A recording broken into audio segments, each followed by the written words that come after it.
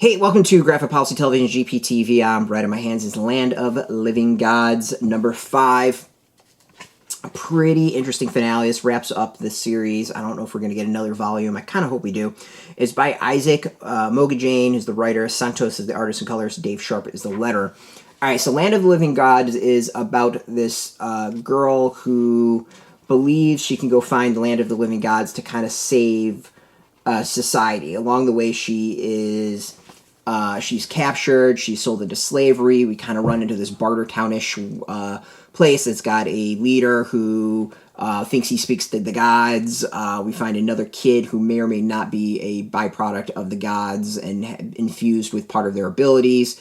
It's a really interesting kind of Mad Max-ish series with a religious bent. Now, what's really cool about it is the details of the comic. The series takes place in Africa.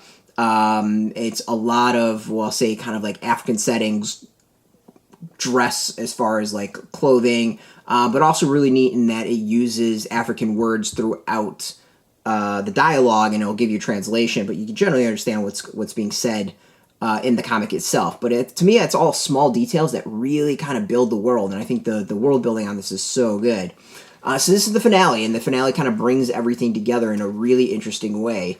I think a lot of people aren't going to be satisfied with it, but if you read the end message from Mogajane, I actually think you'll come away with it like much in a much better spot than just reading the comic. It definitely leaves things very open-ended and doesn't really even like address kind of what the main series is about, but it does in many ways. It really kind of focuses on the main character, Naledi, and what she represents. And I think the comic, when you read that kind of final note from the writer, it really kind of comes together and makes a lot more sense as to what was being gone for. It's not really about the story. It's not really about finding these living gods, finishing the adventure. It's about Naledi and what she represents and her viewpoint and how she sees the world.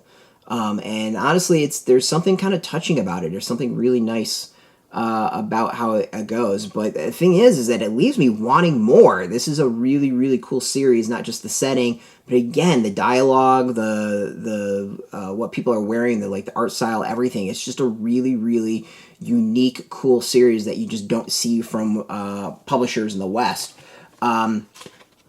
I've said throughout my various reviews of this, it feels like a very African comic with an African viewpoint and an African voice, and that's all very good. Like, that's awesome. So check out the art. I dig the art. I think it's a pretty cool style, a pretty cool look. This is an interesting finale. There's something very magical about it, and right now, while we're kind of struggling with religion and viewpoints and nihilism and all that, like it's a really interesting comic series to read, finish up, and then kind of ruminate on. So yeah, it's an intriguing one. As I said, I think the people who go and read that final kind of letter will get it a lot more than those that don't. I think this is going to leave a lot of people not happy. But overall, I like it in a philosophical sense. It's really intriguing. It's kind of one that I wish had someone else to read it so we can, have a little bit of discussion about it. So this is out now at comic shops, so you can go get it. We got a link beneath this video where you put in your zip code and it'll tell the comic shops near you. No shop, no problem. We do have some links where you can purchase your own. There'll be affiliate links, so we do get a small percentage by doing that. You'll support our site, so thank you. And speaking of support, I want to thank AfterShock for hooking us up with the review copy, and of course, thank you all for watching. If you are into comics, you can check us out every single day at graphicpolicy.com. We're on Twitter, Facebook, YouTube, Tumblr, all at Graphic Policy, keeping it nice and consistent. Until next time, keep reading those comics, and keep it geeky.